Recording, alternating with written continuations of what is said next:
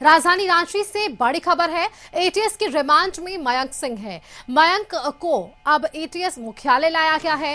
Ramgarh jail से कड़ी सुरक्षा में मयंक को लाया गया। लॉरेंस बिश्नोई और अमन साहू गैंग का खास मयंक सिंह बताया जाता है। 23 अगस्त को अजरबैजान से उसका प्रत्यर्पण हुआ था। 4 राज्यों में मयंक पर 50 से अधिक मामले दर्ज है और ऐसे में उसे भारत प्रत्यर्पण करना एक बड़ी कामयाबी जरूर मानी गई है। तो 23 अगस्त की वो तारीख थी जब अजरबैजान से उसे प्रत्यर्पण कर लाया गया था। एटीएस की अभी फिलहाल रिमांड पर मयंक सिंह हैं, जहां उन्हें फिलहाल एटीएस मुख्यालय लाया गया है। रामगढ़ जेल से कड़ी सुरक्षा में उन्हें लाया गया।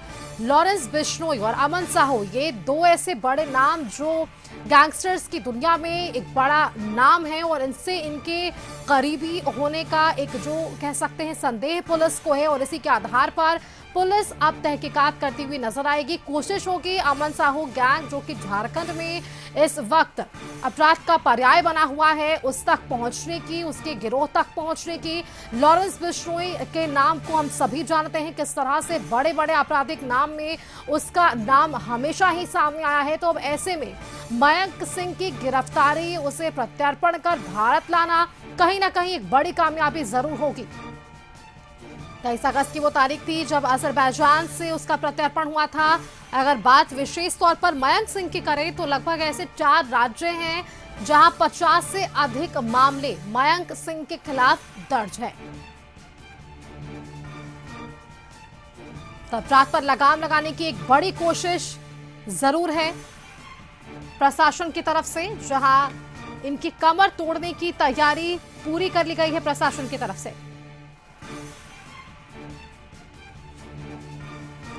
तो एटीएस के रिमांड में फिलहाल मयंक सिंह, जिन्हें एटीएस मुख्यालय लाया गया है।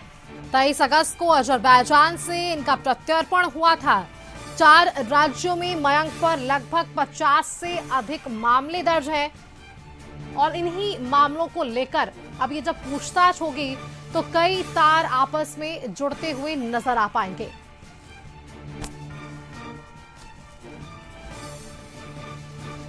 और इसी खबर पर एक बार आपको हम सीधे लिए चलते हैं। राजधानी रांची संवाददाता नैयर वहां से हमारे साथ लगातार बने हुए हैं। नैयर, 23 अगस्त की वो तारीख थी जब अजरबैजान से सीधे उन्हें प्रत्यर्पण कर भारत लाया गया। राजधानी रांची से रामगढ़ के लिए वे पहुंचे और अब रामगढ़ में एटीएस मुख्यालय में रिमांड पर उनसे पूछताछ जारी है।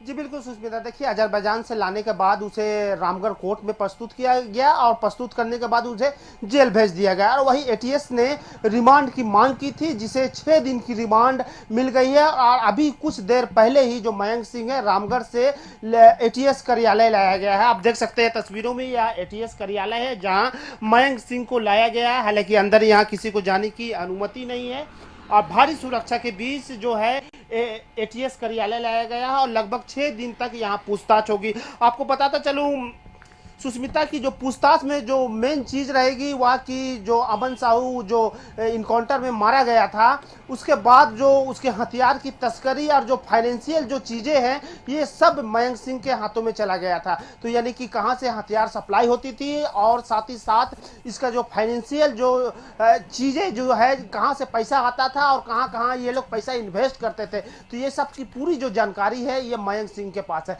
इसीलिए हम कह सकते हैं कि एटीएस जो 6 दिन की जो रिमांड मांगी है तो पूरी तरह से उसे पूछताछ करेगी या पूछताछ में यह पता लगाने की कोशिश करेगी कि हथियारों का जो मेन सप्लाई कहाँ किया जाता था और कहाँ से लाया जाता था। और साथ ही साथ यह भी कोशिश करेगी एटीएस जानने की कि उसकी जो फंडिंग जो है वह कहाँ से होती थी और फंडिंग जो और कहाँ से आ रही है, क्योंकि जो फाइनेंशियल जितने भी अमन साहू गैंग के जितने भी फाइनेंशियल चीज़ें हैं वो मयंक सिंह के हाथ में थी। हालांकि एटीएस के लिए बहुत बड़ी कामयाबी है, यह पहले ही हम जान चुके हैं और झारखंड में इस तरह का पहली बार की दूसरे देश से प्रत्यार्पण कर रांची लाया गया है कुख्यात अपराधकारी को। हालांकि इसका जो लिंक है बिश्नोई से भी इसका लिंक बताया जा रहा है और यह भी बताया जा रहा है एटीएस के द्वारा कि ये जो लॉरेंस बिश्नोई जो अपराधी है, इसका भी जो फाइनेंशियल जो चीज़ें हैं वह इसे पता है। तो कहीं ना कहीं एटीएस के लिए एक बड़ी उपलब्धि भी होने वाली है, क्योंकि 6 दिन की जो रिमांड होगी, इस 6 दिनों में पूरी जो एटीएस के द्वारा पूछताछ की जाएगी इसी बिंदु पर होगी। तो हम कह सकते हैं सुष्मिता की बिल्कुल। एटीएस के लिए बड़ी कामयाबी तो उन्होंने बिल्कुल नहीं पा है, ये ली बड़ी है। कामयाबी है। और जब पूछताछ- पूछताछ का सिलसिला चल रहा है तो ऐसे में कई तार आपस में जुड़ेंगे और उस दौरान पुलिस उन हर अपराधी तक पहुंच पाएगी जो इस वक्त अपराध का पर्याय झारखंड में भी बना हुआ है। बहुत बहुत धन्यवाद नगर आपका हमारे साथ जुड़ने के लिए। तमाम जानकारियां आपने दर्शकों तक साझा की।